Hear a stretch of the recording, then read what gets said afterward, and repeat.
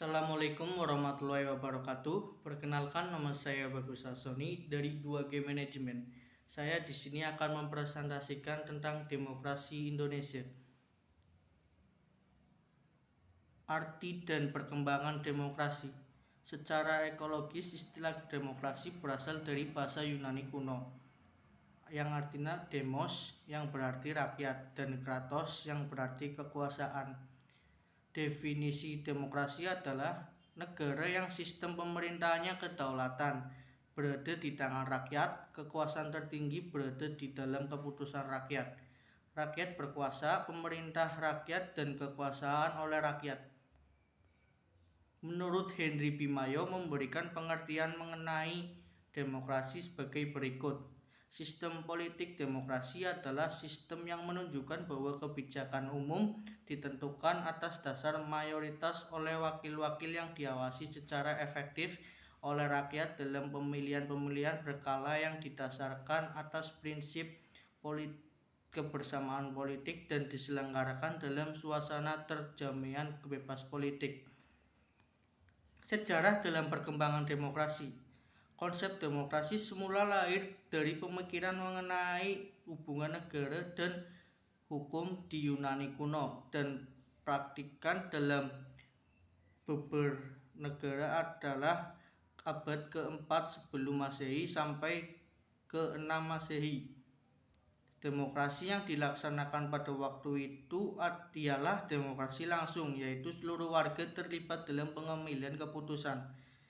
Selain itu, ketentuan-ketentuan demokrasi hanya berlaku bagi warga negara yang resmi, hanya sebagian kecil dari seluruh penduduk. Gagasan demokrasi lenyap setelah bangsa Romawi dikalahkan oleh suku Eropa Barat. Pada abad pertengahan lahir dokumen Magna Carta, yaitu piagam besar. Perjanjian antara beberapa bangsawan dan Raja John di Inggris, bahwa raja mengakui menjamin beberapa hak dan sebagian imbalannya ia menyerahkan dana keperluan untuk perang dan lain-lain. Atas dua prinsip dalam Magna Carta: 1. Kekuasaan harus dibatasi oleh rakyat. 2. HAM lebih penting daripada kekuasaan raja. Renaissance adalah aliran yang menghidupkan kembali minat sastra dan budaya Yunani kuno.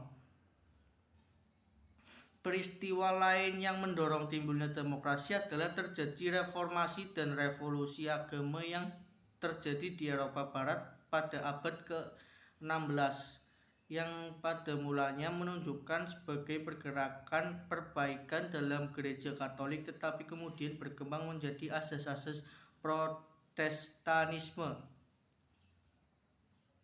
Bentuk-bentuk demokrasi.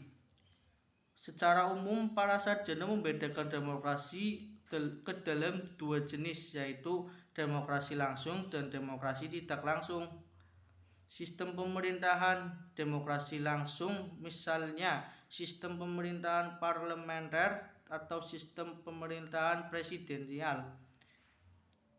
Sedangkan demokrasi tidak langsung yaitu bagaimana proses demokrasi dilakukan, misalnya melalui pemilihan umum secara langsung atau pemilihan perwakilan. Perkembangan demokrasi di Indonesia. Perkembangan demokrasi di Indonesia dapat dibagi dalam 4 periode. 1. Pada periode 1945 sampai 1959, masa demokrasi parlementer yang menonjolkan peranan parlemen serta partai-partai. Periode 59, masa demokrasi terpimpin yang dalam aspek menyeimbangkan dalam demokrasi dan lebih menampilkan dominan presiden terhadap politik. Peran ABRI sebagai unsur sosial politik semakin meluas.